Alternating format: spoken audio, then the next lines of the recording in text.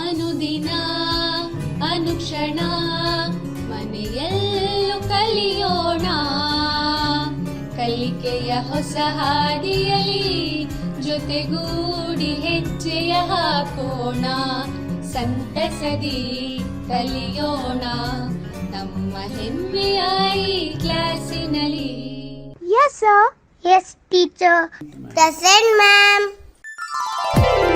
औज़ुबिल्लाहि मिनश्शैतानिर्रजीम बिस्मिल्लाहिर्रहमानिर्रहीम। अस्सलामु अलैकुम। मैं रुक़ैया बानू मौन मालिमा गवर्नमेंट HPS उर्दू नालवार तालुक़ा चितापुर ज़िला कलबुर्गी से आप तमाम का संवेदा की इस ई क्लास में तहे दिल से इस्तक़बाल करती हूँ। खुशामदीद। आज हम जमात हफ्तुम की किताब समाजी साइंस से सबक कर्नाटक समाज की हामी तहरीकों के बारे में पढ़ेंगे। आप इससे पहले ये सबक पढ़ चुके हैं, इसका आधा हिस्सा अब हम पढ़ेंगे। पिछले सबक में हमने मुख्तलिफ़ किस्म की तहरीकों के बारे में पढ़ा था, जिसमें माहौली तहरीक, किसानों की तहरीक और ख़वातीन की तहरीक शामिल थी। अब हम अपने सबक को आगे बढ़ाएंगे। तो उसी से मुताल्लिक़ मैं आपसे पिछले सबक के सवालात पूछूंगी, आप उसके जवाबात दीजिए। पहला सवाल है, पेड़ों की माँ किसको कहा गया है? बताइए बच्चों, पेड़ों की माँ किसे कहा गया है? जी हाँ, सालू मर्दा तमका को। आप उनकी तस्वीर यहाँ पर देख सकते हैं। ये सालू मर्दा तमका हैं, इन्हें पेड़ों की माँ कहा गया है क्योंकि इन्होंने तकरीबन 284 पेड़ लगाए और वो उन पेड़ों की एक माँ की तरह हिफाजत करती थी। जिस तरह से माँ अपने बच्चों की हिफाजत करती है, उसी तरह से सालू मर्दा तमका भी उन पेड़ों की हिफाजत करती थी, उनकी देखभाल करती थी, इसीलिए उन्हें पेड़ों की माँ कहा गया है। अच्छा बच्चों, अब मेरा दूसरा सवाल है, चिपको तहरीक किसने शुरू की? बताइए, चिपको तहरीक किसने शुरू की? जी हाँ, इसका जवाब है सुंदरलाल बहुगुणा। यहाँ पर आप उनकी तस्वीर देख सकते हैं। ये सुंदरलाल बहुगुणा हैं। इन्होंने भी माहौल की हिफाजत के लिए चिपको तहरीक शुरू की थी। ये तहरीक शुरू करने का मकसद ये था कि वो लोग जो पेड़ों को काटने के लिए आए थे, उनको रोकने के लिए लोग दरख्तों से या फिर पेड़ों से चिपक कर उन्होंने चिपको तहरीक की शुरुआत की। इस तरह से इसका नाम क्या हुआ इस तहरीक का? चिपको तहरीक। और ये किसने शुरू की? सुंदरलाल बहुगुणा ने। अच्छा बच्चों, मेरा तीसरा सवाल है, बैनुल अक़वामी यौम ख़वातीन कब मनाया जाता है? बताइए। बैनुल अक़वामी यौम ख़वातीन 8 मार्च को मनाया जाता है और इसकी शुरुआत 1975 से हुई और ये हर साल 8 मार्च को बड़े ही जोश व खरोश के साथ मनाया जाता है ताकि औरतों की हौसला अफजाई की जा सके। अब मेरा चौथा सवाल है, किसानों की तहरीक कब और कहाँ चलाई गई? आप इसके बारे में पिछले सबक में पढ़ चुके हैं। बताइए, किसानों की तहरीक कब और कहाँ चलाई गई? जी हाँ, 1951 में शिमोगा ज़िले के कागोड से किसानों की तहरीक शुरू हुई थी। ये कर्नाटक में शुरू की गई तहरीक थी जो किसानों के ज़रिए शुरू की गई थी। अच्छा, तो अब हम अपने सबक के अगले हिस्से की जानिब बढ़ते हैं और उसके अहम नुकात मंदरज झैल हैं। इन्हें देखिए। सबसे पहला है दलित तहरीक, दूसरा है कन्नड़ा बचाओ तहरीक या तहफ़्फ़ुज़ कर्नाटक, तीसरा है गोकाक तहरीक और चौथा है पंचायत राज निज़ाम। इन नुकात के बारे में हम अब तफसीली जानकारी हासिल करेंगे। तो सबसे पहला है दलित तहरीक। इसमें हम ये देखेंगे कि दलित तहरीक की जिद्दोजहद क्या है। दलित तहरीक में, कर्नाटक में दलित तहरीक क्या है? दलित संघर्ष समिति और दलित संघर्ष समिति की वुसअत, इसके बारे में हम जानकारी हासिल करेंगे। सबसे पहला है दलित तहरीक। आइए इसके बारे में तफसीली जानकारी हासिल करते हैं। यहाँ पर आप एक तस्वीर देख सकते हैं, ये R.D. ल्यांग है। ये मशहूर माहिर नफ्सियात R.D. ल्यांग है। माहिर नफ्सियात उन्हें कहते हैं जो इंसानों के दिमाग और ज़हनी हरकत को जानने में माहिर हों। तो यहाँ पर माहिर नफ्सियात R.D. ल्यांग एक सुनहरी बात बताते हैं। वो ये कहते हैं कि हम दूसरों के तजुर्बों को समझ सकते हैं, लेकिन उन तजुर्बों का हमें तजुर्बा नहीं होता। यहाँ पर इसकी मिसाल मैं आपको इस तरह से दूंगी कि अगर किसी और को या फिर दूसरों को कोई चोट लगी है, कोई मार लगा है, तो हम क्या कर सकते हैं, सिर्फ हाँ आपको मार लगा है या चोट लगी है ये कह सकते हैं, लेकिन क्या हम उनका दर्द खुद महसूस कर सकते हैं? नहीं। उसी तरह से R.D. लैंग ने भी यही बात बताई है कि हम दूसरों के तजुर्बों को समझ सकते हैं, लेकिन हमें उनका कोई तजुर्बा नहीं होता। ये बात उन्होंने दलित औरतों और दलितों के लिए कही थी। उनके तजुर्बे के मुताबिक उन्होंने ये बात कही थी। इसकी एक और मिसाल ये है कि 1930 में यहाँ पर आप देख सकते हैं कि गांधी जी और अंबेडकर के दरमियान एक दलित तहरीक पर बहस हुई, और यहाँ पर 1930 में जो अंबेडकर और गांधी जी के दरमियान जिस तहरीक पर बहस हुई, उस तहरीक में दलितों को उनके हक हासिल करने के बारे में कहा गया था। दोनों का मकसद एक था, लेकिन उसको हासिल करने का तरीक़ा या उसको हासिल करने का रास्ता अलग अलग था। देखिए, अब हम अगले हिस्से की जानिब बढ़ते हैं। यहाँ पर स्वामी विवेकानंद के मशवरे पर दलितों के अहम मसाइल को संजीदगी से लेते हुए, यहाँ पर आप तस्वीर में देख सकते हैं, ये चामराज वडेयर दहुम है। उन्होंने दलितों के लिए अलग से मदरसों का इंतज़ाम किया। यहाँ पर दलितों की जो भी मसाइल थे, जो भी मुश्किलात थी, उनको हल करने के लिए एक के बाद एक लोग आगे आते गए। यहाँ पर हम सबसे पहले देख सकते हैं कि R.D. लैंग ने कहा, फिर उसके बाद गांधी जी और अंबेडकर का भी वही नज़रिया था।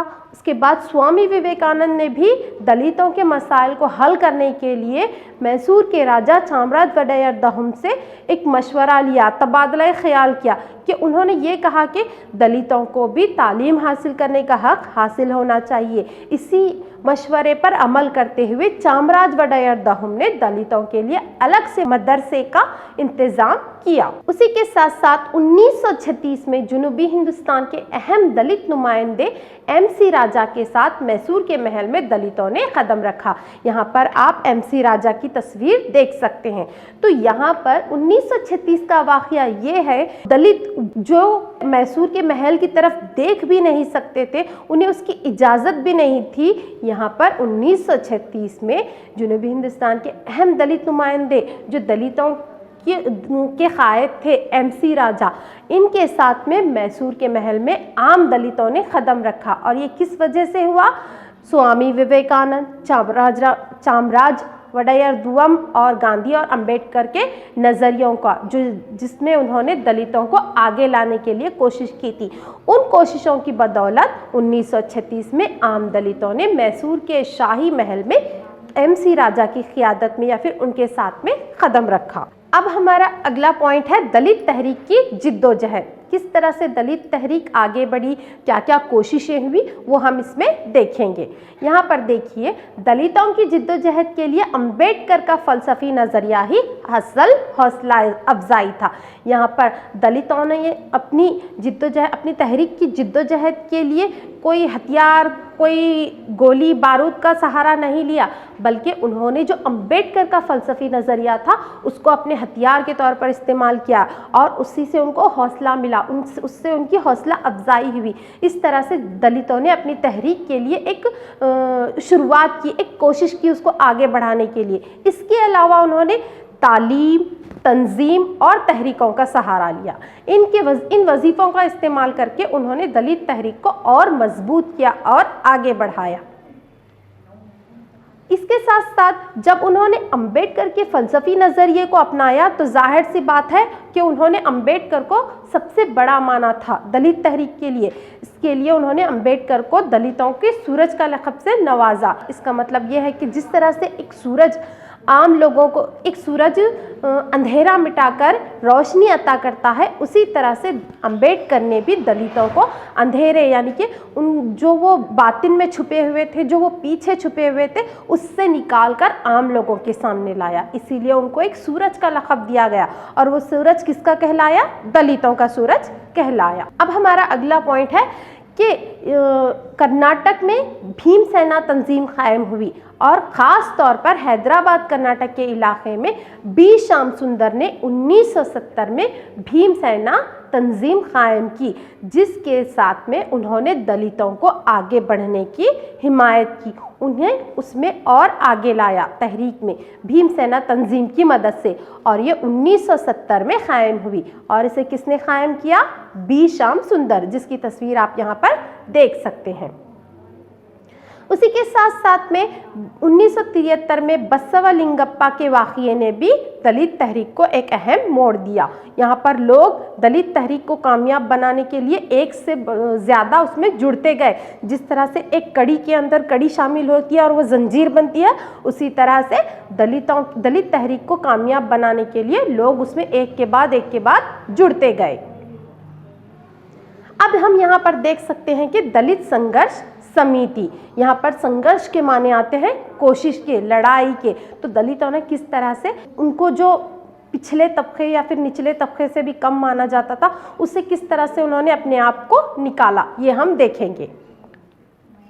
यहाँ पर 1976 में भद्रावती में दलित मुसन्निफ व फनकारों की एक यूनियन कायम हुई और आगे चलकर इसके साए में दलित संघर्ष समिति कायम हुई और प्रोफेसर बी कृष्णप्पा इसके रियासती मुंतजिम बने। आप यहाँ पर देख सकते हैं कि दलित संघर्ष समिति ने किस तरह से अपने आप को और मजबूत किया। तो यहाँ पर 1976 में भद्रावती में दलित मुसन्निफों और फनकारों की एक यूनियन कायम हुई और आगे चलकर इस यूनियन के साए में एक दलित संघर्ष समिति कायम हुई, जिसके रियासती मुंतजिम यानी कि रियासती तौर पर उसका इंतज़ाम या एहतमाम करने वाले कौन थे? Professor B Krishnappa. इन्हीं की क़यादत में ये दलित संघर्ष समिति आगे बढ़ी और मजबूत हो गई। यहाँ देखिए दलित संघर्ष समिति की वुसअत के बारे में जानेंगे कि वो किस तरह से और तरक्की करती गई, उसका फैलाव कैसे हुआ और वो कैसे मजबूत हुई। यहाँ पर शुरुआत में हम देख सकते हैं कि वहाँ पर सिर्फ फनकारों और मुसन्निफों ने इस यूनियन का आगाज़ किया, लेकिन आगे चलकर दलित संघर्ष समिति की कई शाखें हुई, जिसमें मुलाजमीन, नौकरी या फिर काम करने वाले ख़वातीन यानी कि औरतें, म्युनिसिपल के मुलाजमीन, तुलबा यानी कि स्टूडेंट या फिर कॉलेजेस के स्टूडेंट, मुसन्निफ जो किताबें लिखते हैं और फनकारों ने भी इस यूनियन का आगाज़ किया। इस दलित संघर्ष समिति में वो भी शामिल होते गए और उसको एक मजबूती अता की। तालीमी तरक्की के ज़रिए हुकूमत के मराकज़ में दाखिला लेना दलित तहरीक का एक अहम मकसद था। अब यहाँ पर दलितों ने एक संघर्ष समिति तो कायम की, लेकिन इस संघर्ष समिति का एक अहम मकसद क्या था कि किस तरह से वो तालीम में तरक्की कर सकें। यहाँ पर हुकूमत ने कुछ ऐसे मराकज़ थे जहाँ पर दलितों को आना या फिर दाखिल होना मना था। तो यहाँ पर दलित संघर्ष समिति का मकसद क्या था कि उन तालीमी मराकज़ में दलितों का दाखिला हो या फिर उन्हें आसानी के साथ में वो उसमें तालीम हासिल कर सके, क्योंकि तालीम ही तरक्की का जीना होती है। इसी तरह से अब हम आगे देख सकते हैं, यहाँ पर देवनूर महादेव और सिद्धलिंगैया जैसे अदीबों ने अदब के ज़रिए दलितों की बातिनी ज़िंदगी को गैर दलितों के सामने जाहिर किया। यहाँ पर आप दो तस्वीरें देख सकते हैं, ये है देवनूर महादेव और वो सिद्धलिंगैया। ये अदीब हैं यानी कि किताबें लिखने वाले हैं। इन्होंने अपनी किताबों और अपने नज़रियों के मुताबिक दलितों की जो छुपी हुई ज़िंदगी थी वो आम लोगों यानी कि गैर दलितों के सामने जाहिर किया। किस तरह से उन्हें क्या क्या मसाइल हैं, क्या क्या मुश्किलात हैं, वो तमाम आम लोगों के सामने आ गए। इस तरह से ये भी एक आसानी का रास्ता हुआ कि वो किस तरह से तालीमी मराकज़ में दाखिला ले सके। ये इन अदीबों और दलित संघर्ष समिति के लोगों की कोशिशों का नतीजा था। अच्छा बच्चों, उम्मीद करती हूँ कि आपको सबक का इतना हिस्सा अच्छी तरह से समझ में आया होगा। अब मैं आपसे इसी से मुताल्लिक़ चंद सवालात करूँगी, उम्मीद है कि आप उसके जवाबात देंगे। मेरा सबसे पहला सवाल है कि अंबेडकर को कौन से लक़ब से नवाजा गया था? बताइए, अंबेडकर को कौन से लक़ब से नवाजा गया था? अभी हम इसके बारे में पढ़ चुके हैं। जी हाँ, अंबेडकर को दलितों के सूरज का लक़ब से नवाजा गया था। मेरा दूसरा सवाल है, भीमसेना तंजीम कब कायम हुई? बताइए, भीमसेना तंजीम कब कायम हुई? भीमसेना तंजीम 1970 में कायम हुई। तीसरा सवाल है, दलित संघर्ष समिति के रियासती मुंतजिम कौन थे? बताइए बच्चों, दलित संघर्ष समिति के रियासती मुंतजिम कौन थे? जी हाँ, बिल्कुल सही, प्रोफेसर बी कृष्णप्पा। ये दलित संघर्ष समिति के रियासती मुंतजिम यानी कि रियासती सतह पर उसका इंतज़ाम करने वाले थे। अब हम अपने अगले पॉइंट की जानिब बढ़ते हैं, जो कि है कन्नड़ा बचाओ तहरीक या तहफ़्फ़ुज़े कर्नाटक। आप इस पॉइंट में या फिर इस नुकात में ही देख सकते हैं कि यहाँ पर किसकी हिफाजत की बात कही गई है। यहाँ पर कन्नड़ा यानी कि हमारी रियासती ज़बान की हिफाजत और कर्नाटक के तहफ़्फ़ुज़ की हिफाजत की बात की गई है। तो यहाँ पर ये कन्नड़ा बचाओ तहरीक या फिर तहफ़्फ़ुज़े कर्नाटक तहरीक के बारे में हम जानकारी हासिल करेंगे। कन्नड़ा मुसन्निफ़ों ने अदब को सजाने के ज़रिए कन्नड़ा ज़बान को लोगों में ज़िंदा रखा। अब यहाँ पर बात अगर रियासती ज़बान यानी कि कन्नड़ा की आएगी तो यहाँ पर सबसे अहम किरदार किन्होंने अदा किया? कन्नड़ा के मुसन्निफ़ों ने। इन्होंने कन्नड़ा ज़बान को बचाने के लिए अदब का सहारा लिया और इस तरह से कन्नड़ा ज़बान को लोगों में ज़िंदा रखा। इसीलिए आज हमारी रियासती ज़बान भी कन्नड़ा है। यहाँ पर देखिए, आप देख सकते हैं हमारे पास चंद तस्वीरें हैं जिसमें है N.K. चिदानंद मूर्ति, M.N. राम मूर्ति और वटाल नागराज। इन्होंने कन्नड़ा, कन्नाडरिगा और कर्नाटक की बरतरी कायम करने में कामयाब रहे और इन्होंने कन्नड़ा ज़बान को बचाने के लिए बहुत ही अहम किरदार अदा किया। इनके अलावा दीगर तंजीमें जैसे कर्नाटक योजना सभा, कर्नाटक जागृत परिषद, कर्नाटक शक्ति केंद्र ने भी कन्नड़ा ज़बान की हिफाजत की कोशिश की। जैसे कि आप जानते हैं, अगर कोई हमारी कीमती चीज़ को नुकसान पहुंचा रहा है तो क्या हम खामोश बैठेंगे? जी नहीं, हम उसको बचाने की कोशिश करेंगे। तो यहाँ पर भी जब ऐसा महसूस हुआ कि कन्नड़ा कोई नुकसान पहुँचा रहा है तो बहुत सारी तंजीमों ने मिलकर उसकी हिफाजत की और वो कामयाब भी रहे। तो चलिए अब हम अपनी दूसरी तहरीक की जानिब बढ़ते हैं, जो है गोकाक तहरीक। यहाँ पर ये देखिए, गोकाक तहरीक क्या है कि 1980 का जो दौर था, जो दहाई थी, वो कन्नड़ा ज़बान के वजूद के लिए हुई लड़ाई का दौर था। ये दौर कौन सा था? कन्नड़ा ज़बान के वजूद के लिए, उसको ज़िंदा रखने के लिए एक उसके खातिर की गई या फिर उसके लिए की गई कोशिशों का दौर था। कौन सा? 1980। साथ ही साथ 1900 यानी कि 2 साल के बाद में 1982 में गोकाक रिपोर्ट को अमल में लाया गया, उसको अमल में लाया गया। उसके 1982 में वज़ीर आला आर गुंडू राव ने उडुपी का दौरा किया। ये 1982 में कर्नाटक के वज़ीर आला हैं, जो कि कौन है? आर गुंडू राव। यहाँ पर आप उनकी तस्वीर देख सकते हैं। इन्होंने 1982 में उडुपी, जो कर्नाटक की एक जगह है, वहाँ का दौरा किया और वहाँ के मठ के मजहबी रहनुमाओं से तबादला ख्याल किया कि आखिर कौन सी ज़बान को तरजीह दी जाए। तो वहाँ के मजहबी रहनुमाओं ने क्या किया कि संस्कृत को आप तरजीह दीजिए। ये बात उन्होंने वज़ीर आला के सामने रखी। तो बाद में दूसरों के साथ में तबादला ख्याल करने के बाद वज़ीर आला आर गुंडू राव ने क्या किया कि रियासती ज़बान कौन सी होनी चाहिए? कन्नड़ा। तो इस तरह से ये भी गोकाक तहरीक का एक हिस्सा है। आप देख सकते हैं कि डॉक्टर विनायक कृष्ण गोकाक की सदारत में गोकाक कमेटी तश्कील हुई। अब यहाँ पर वज़ीर आला ने जब मठों के रहनुमाओं से गुफ्तगू की, बातचीत की और उसके साथ ही साथ संस्कृत ज़बान, कन्नड़ा ज़बान के दरमियान एक रस्साकशी शुरू हुई। तो यहाँ पर डॉक्टर विनायक कृष्ण गोकाक को एक सदारत दी गई और वो सदारत कौन सी थी? गोकाक कमेटी की तश्कील हुई। उन्होंने उसकी गोकाक कमेटी की सदारत की और उन्हें पूरी जिम्मेदारी दी गई कि आप ये फैसला लीजिए कि कौन सी ज़बान को रियासती ज़बान बनाया जा सके या फिर जो ज़रिए तालीम है वो कौन सी ज़बान में हो। तो इसकी पूरी जिम्मेदारी डॉक्टर विनायक कृष्ण गोकाक को दी गई। गोकाक कमेटी ने कन्नड़ा ज़बान को पहले तरजीह देने और लाजमी बनाने की सिफारिश की। तो यहाँ पर भी गोकाक कमेटी ने कौन सी ज़बान को पहले तरजीह दी? कन्नड़ा ज़बान को, और उसी को लाजमी बनाने के बारे में उन्होंने एक रिक्वेस्ट की, एक सिफारिश की। अब यहाँ पर आप देख सकते हैं गोकाक तहरीक के हामी के माने होते हैं हिमायत करने वाला या फिर साथ देने वाला। अब कोई एक तो पूरी जंग नहीं जीत सकता, तो इसीलिए यहाँ पर बहुत सारे लोगों ने गोकाक तहरीक की हिमायत की, उसका साथ दिया। आइए हम देखते हैं कौन है वो। यहाँ पर देखिए, डॉक्टर राजकुमार की क़ियादत में कर्नाटक भर में गोकाक तहरीक चली। आप जानते हैं डॉक्टर राजकुमार कौन थे? ये कन्नड़ा के मशहूर अदाकार थे। तो यहाँ पर जब मतलब बहुत सारे लोग जो कि कन्नड़ा ज़बान को उतना अहमियत नहीं दे रहे थे और वो कुछ पीछे थी, तो उस वक्त गोकाक तहरीक को बहुत सारे लोगों ने साथ दिया, उसकी हिमायत की, जिसमें डॉक्टर राजकुमार भी शामिल थे। इन्होंने भी गोकाक तहरीक में बढ़ चढ़कर हिस्सा लिया ताकि कन्नड़ा ज़बान को बढ़तरी हासिल हो। डॉक्टर राजकुमार के अलावा उनका साथ कोयम्पू, पाटिल पुट्टप्पा जैसे बुजुर्ग अदीबों ने दिया। आप यहाँ पर उनकी तस्वीर देख सकते हैं कि कोयम्पू, पाटिल पुट्टप्पा वगैरह ने डॉक्टर राजकुमार का साथ दिया ताकि कन्नड़ा तहरीक या फिर गोकाक तहरीक की हिमायत की जा सके।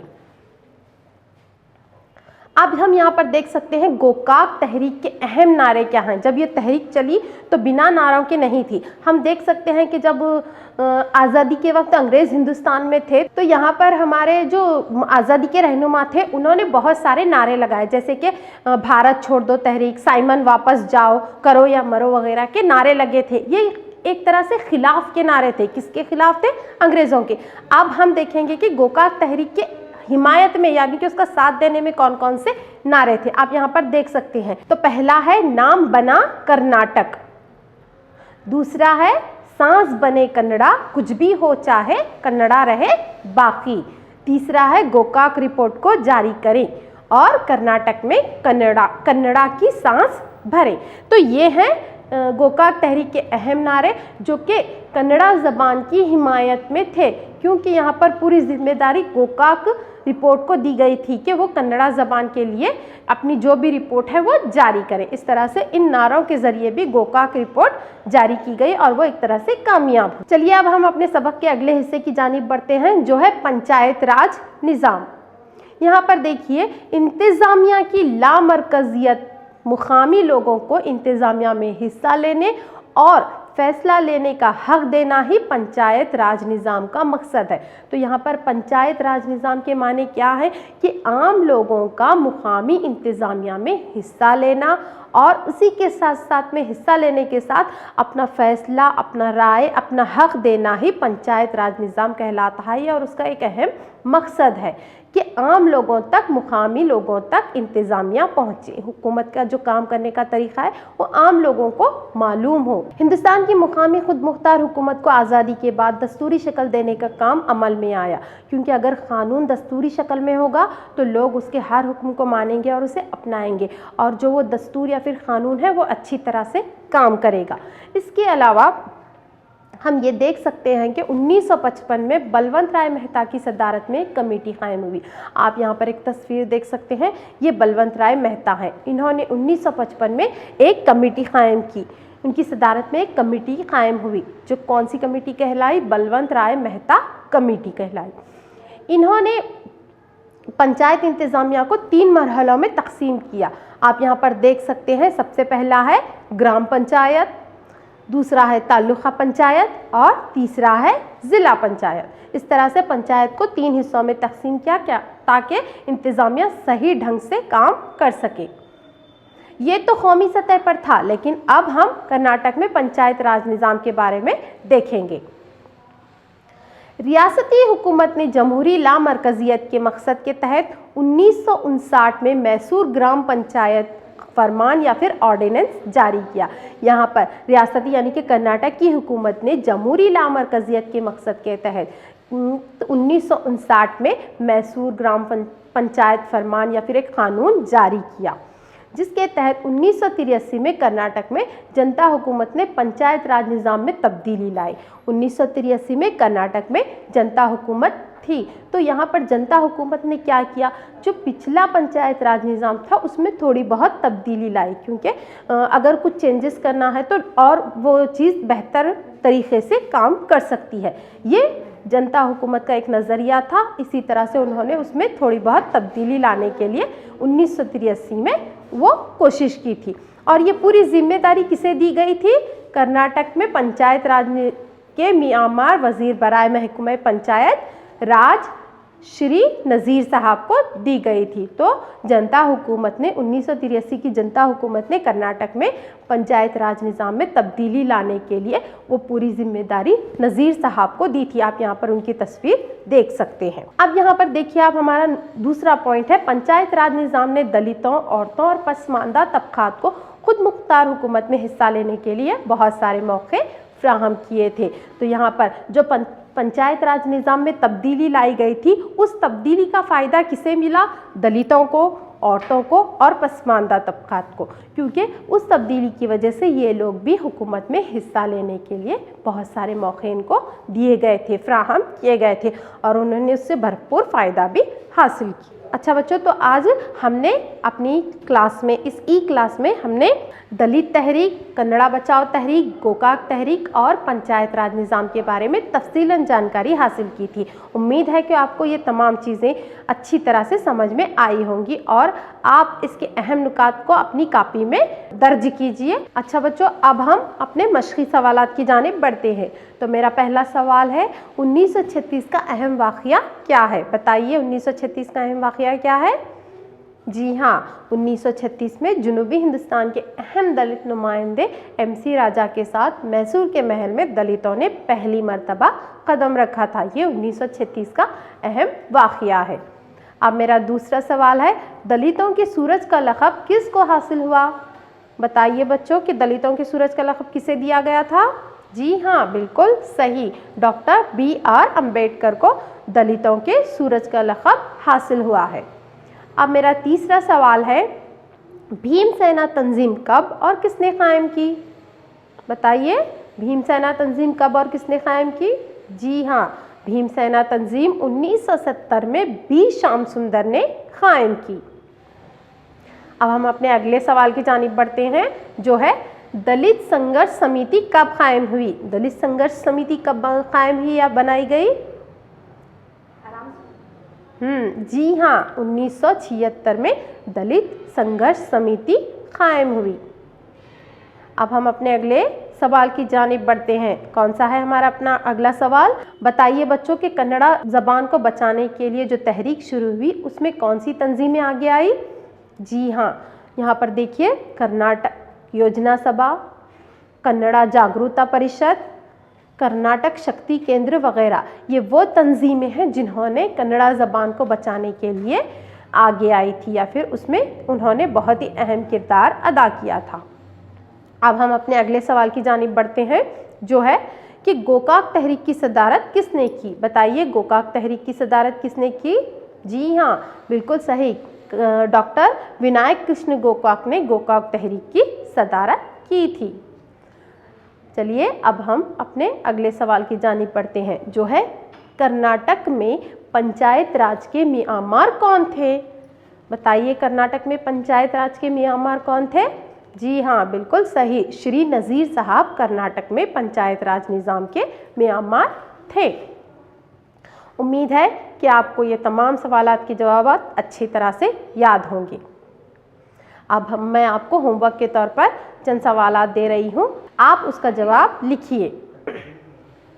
पहला है, गोकाक रिपोर्ट के सिफारिशों से मुताल्लिक़ मालूमात हासिल कीजिए, और दूसरा है, दलित तहरीक पर और ज़्यादा से ज़्यादा मालूमात हासिल करके अपनी होम नोटबुक की कापी में लिखिए। उम्मीद है कि आपको ये सबक अच्छी तरह से समझ में आया होगा। आप अपने घरों में खैर आफियत से रहिए और अपनी सेहत का ख्याल रखिए। शुक्रिया। अल्लाह हाफिज़।